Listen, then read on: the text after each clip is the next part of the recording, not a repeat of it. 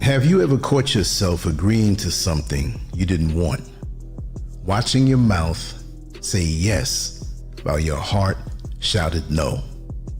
That moment leaves a sting, a feeling that you abandon yourself to make someone else comfortable.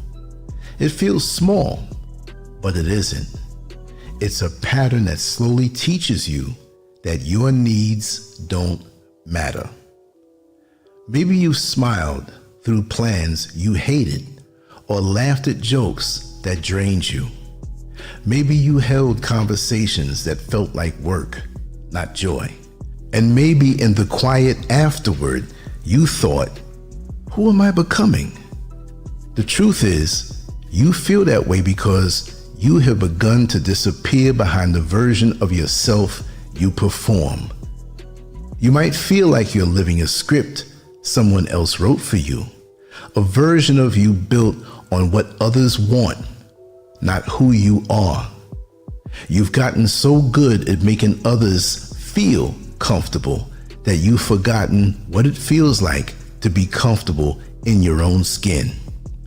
This isn't about being kind or generous. This is about the slow, invisible habit of shrinking your wants so others can breathe easier. You trade your authenticity for acceptance, your truth for harmony.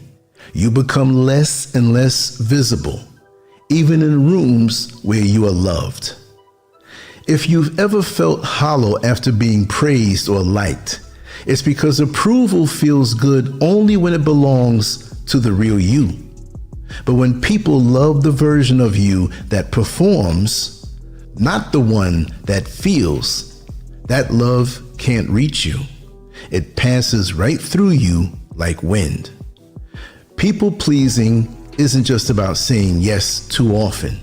It's about disappearing piece by piece until you aren't sure what you want anymore. When someone asks your opinion, you pause, not because you're undecided, but because you've trained yourself to think about what they want first. Being easy, flexible, low maintenance became your identity, your role. Over time, you lose access to your own voice. Something as simple as picking a restaurant turns into stress, not because you don't care, but because your desire has been quieted for so long that silence feels natural. You can't hear yourself over the noise of everyone else. This pattern starts early. As a child, you learn that being too loud, too sad, too opinionated, too honest made you less lovable. So you adjusted. You became agreeable. You learned to fit instead of express. And that early survival skill followed you well into adulthood.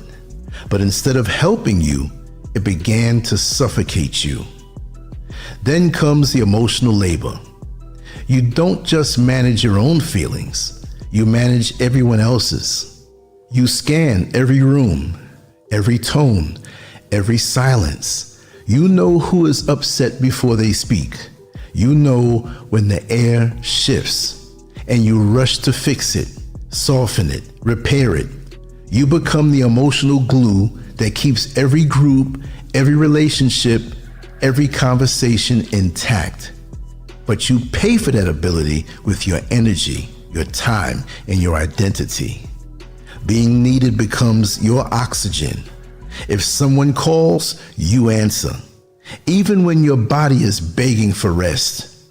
If someone is upset, you feel like you failed, even when it had nothing to do with you. You build your existence on being helpful, and when you're not being helpful, you feel worthless. Then there's conflict. Every healthy disagreement feels like danger. When someone is disappointed, your stomach twists. When someone pulls back, your heartbeat changes. Conflict doesn't feel like two people expressing truth. It feels like rejection, abandonment, lost. So you bend, adjust, and shrink to keep the peace, even if it costs you your dignity. The worst part isn't the exhaustion, it's the resentment. You give and give and give, but you never allow yourself to admit how heavy it's become. The smile starts to feel like a mask. The kindness feels like a burden. You begin to resent the very people you work so hard to please. Tell me if I'm wrong. Not because they are ungrateful, but because you have never given them the chance to know you. You've only given them the version that makes everything easy. And when you finally feel unseen, unheard, unappreciated, it hits hard. You look around at the people who say they love you and wonder, do they love me or just what I do for them? The question cuts deeper than any conflict you have ever avoided.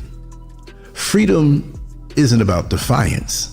It's about letting yourself exist without performance. It's about allowing yourself to want, to rest, to disagree, to take up space, to live as someone who is not always bending to fit the moment.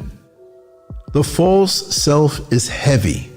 The real self is lighter than you remember. You are not here to be everything for everyone. You are here to be yourself. Even if that self is messy, inconvenient, loud, quiet, unsure, or even changing. You don't have to earn your place through sacrifice. You don't have to fix every mood, smooth every edge, or hold down every heart that breaks around you. You do not exist only to be useful. You exist to live, to breathe, enjoy, feel, and experience your own life. Start small. Say no once. Speak your preference aloud. Let someone be disappointed. Let silence become uncomfortable. Let yourself sit with the feeling that you don't have to fix it. You may lose some people in the process, but only the ones who are attached to your disappearing. The ones who truly value you will stay when you show up as yourself. You don't need to earn love. You only need to allow yourself to receive it without shape-shifting to deserve it. That is the beginning of freedom. And I hope everyone out here who is a people pleaser would listen to these words, and hopefully it'll start to change within you. You're not a receptacle. You're not a tool. You have to live. And sure, you can help, but don't put yourself out for it and forget who you really are. You are here to enjoy life also. Let's start with this moment now. Leave a comment. Let me know what you think. I'm on to the next one. I love you all. Lancescurv out. Peace.